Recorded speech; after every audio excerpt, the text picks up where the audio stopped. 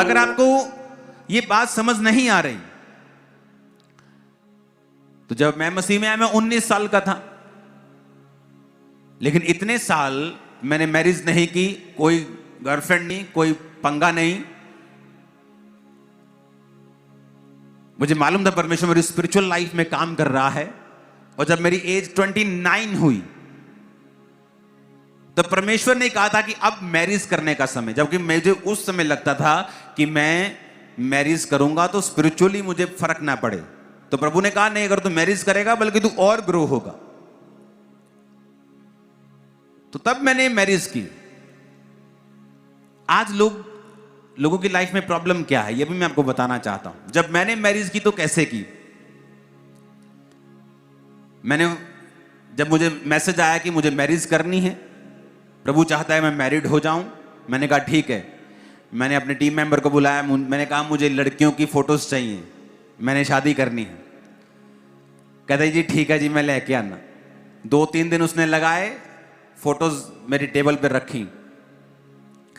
उनमें से मैंने फोटो सिलेक्ट की, मैंने कहा ये भी ठीक है, ये भी ठीक है। आज लोग कैसे शादी करते हैं, जब चर्च में मैरिज ब्यूरो है, लोग आके बताएंगे मेरी कुड़ी दी उम्र जी हैगी 31 साल ते मुंडा होवे घट्टो घट्ट 35-32 साल दा, डॉक्टर होवे, पैसा तेला होवे। ये सारी चीजें रॉन्ग हैं। इसीलिए बहुत से क्रिश्चियन यंग लड़के और लड़कियां अनमैरिड हैं, अपनी मूर्खता के कारण, परमेश्वर के कारण नहीं। क्यों? मैं बताता हूं शादी कैसे करनी, मेरा एक्सपीरियंस ले लो। और मेरी फर्स्ट क्लास मैरिज है, हालेलुया। मैं बताता हूं कैसे करते हैं मैरिज।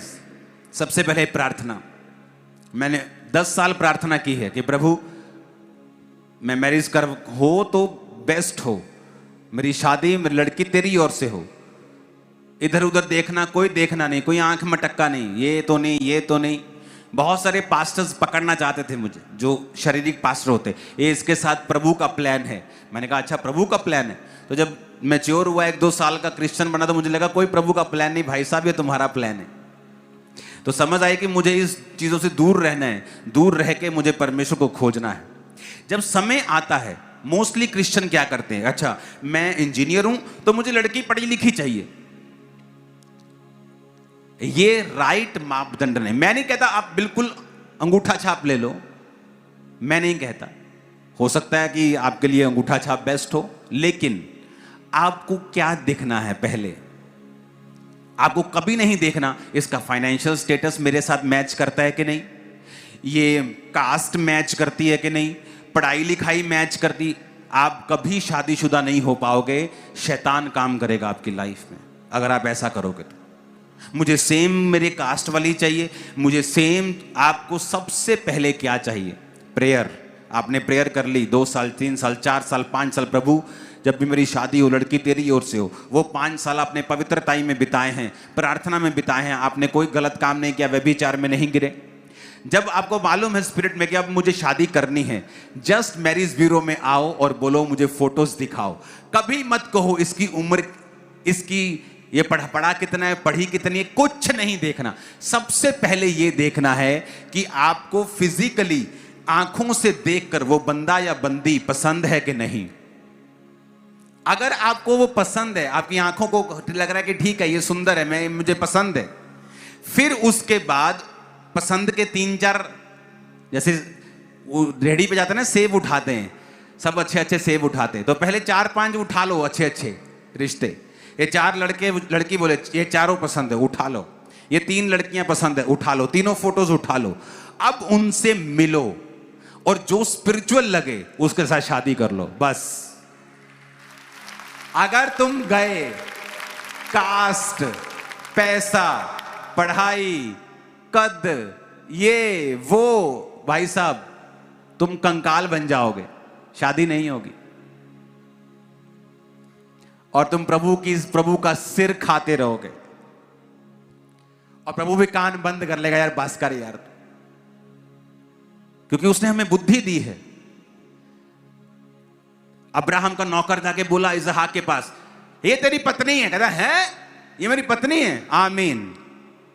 क्यों? इतना स्पिरिचुअल आदमी है, उसे पता है कि खुदावंद मेरे साथ गलत नहीं होने देगा, लेकिन अगर 10-10 बॉयफ्रेंड और गर्लफ्रेंड रखी हुई हैं तो भाई साहब पूरी चुड़ैल मिलेगी आपको, मैं गारंटी देता हूं, खून चूसने वाली।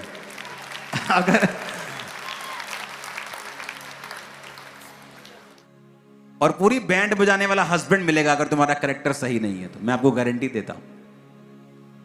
आप सेटिस्फाइड नहीं रह सकते उस मैरिज में जिस मैरिज से पहले आप टू मच कैरेक्टरलेस हैं। तो पहला रूल है प्रेयर। आपने इनफ प्रेयर कर ली है, प्रभु पे भरोसा रखा है, प्रभु इंतजाम करेगा। आपको लगता है कि अब मेरी शादी अब मुझे करनी है, मुझे 3-5 साल 10 साल हो गए प्रार्थना करते, फोटोज देखनी है जो आपको बेस्ट लगते हैं देखने में।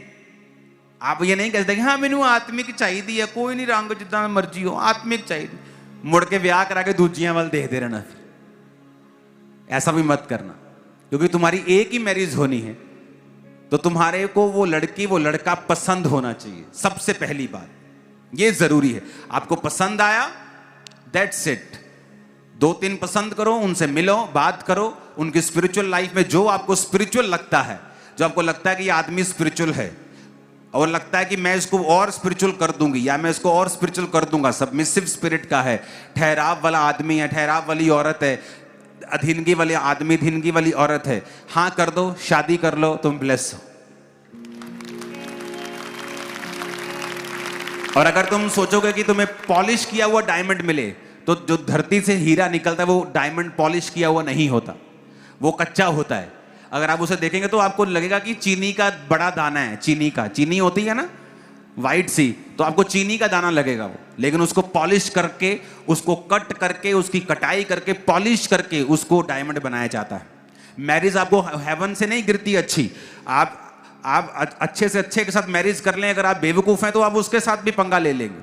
तो आपको वो मैरिज को पॉलिश करना पड़ता है, आपको अंडरस्टैंडिंग रखनी होती है, प्रेयर रखनी होती है, और दूसरी बात आप दोनों का टारगेट जीसस क्राइस्ट की अगर सेवा होगी तो बहुत सारी लड़ाइयां झगड़े अपने आप खत्म हो जाएं, क्योंकि आपको मालूम है आपको सेवा करना है, आपको चर्च जाना है, आपको इकट्ठे मीटिंग में जाना है, आपको प्रेयर इकट्ठे बैठना है, तो बहुत सारी चीजें अवॉइड हो जाएंगी अपने आप। लेकिन अगर एक कपल का टारगेट जीसस क्राइस्ट नहीं है तो वो कपल फिर पक्का प्रॉब्लम में रहेगा ही रहेगा।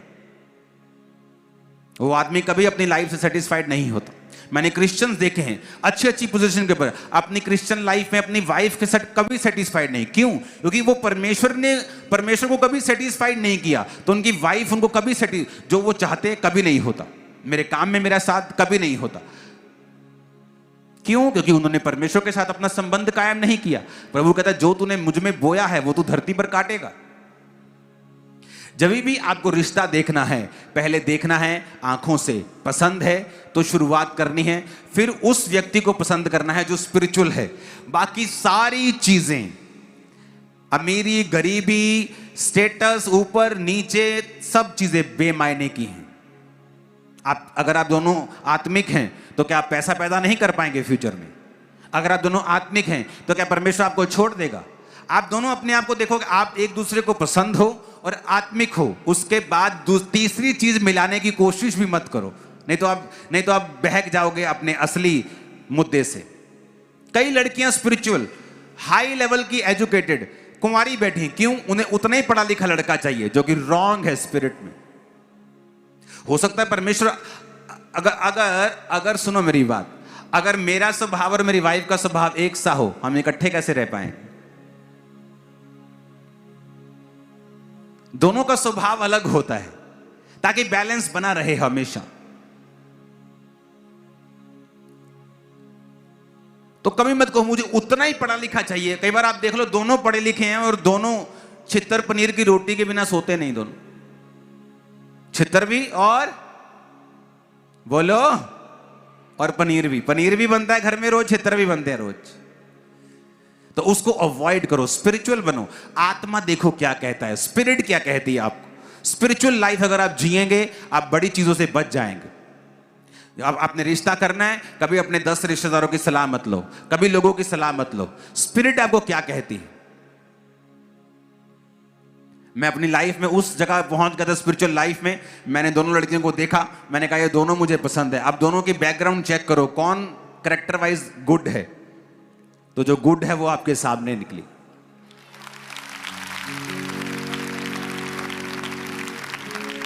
और जो गुड नहीं थी वो बेचारी रह गई।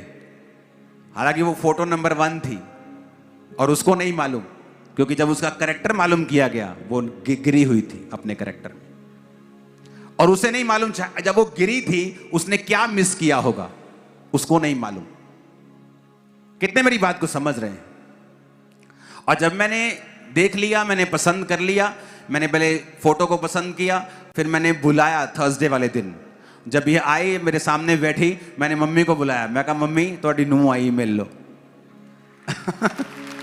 कहते ये क्या हो गया एकदम? मैं कहा हो गया बस। इमेजिन करो, कोई मीटिंग नहीं, कोई मीटिंग नहीं। इसकी फैमिली को बुलाया अगले दिन। मैं कहा आ जाओ। कहते की गल? मैं कहा तेरी कुड़ी दी सगाई है। कहते कितने नाल? मैं कहा मेरे नाल, आ जाओ। अगले दिन पार्लर भेजा, तैयार किया, सगाई की, खत्म काम। तब से हम इकट्ठे हैं। हालेलुया। कितने मेरी बातों को समझ रहे हैं? आपको ये बात बड़े ध्यान से समझनी है। आप फर्स्ट जनरेशन क्रिश्चियन हैं, अपनी लाइफ को कभी कंपेयर मत करो। ले मेरे मासी दे मुंडे दा हो गया, ओ मेरे भरा दा मुंडा बाहर